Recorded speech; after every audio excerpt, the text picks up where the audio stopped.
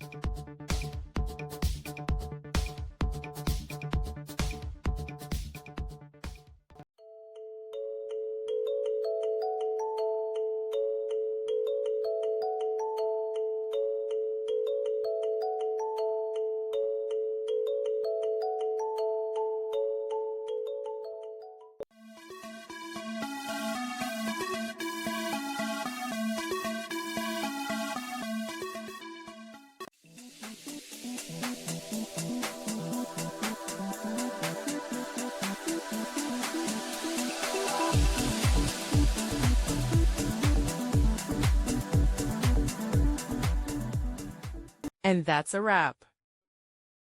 I hope you found the answer you were looking for. If you did, take a second to hit that subscribe button. It really helps out. And let me know in the comments which solution worked best for you. See you next time in the debug zone.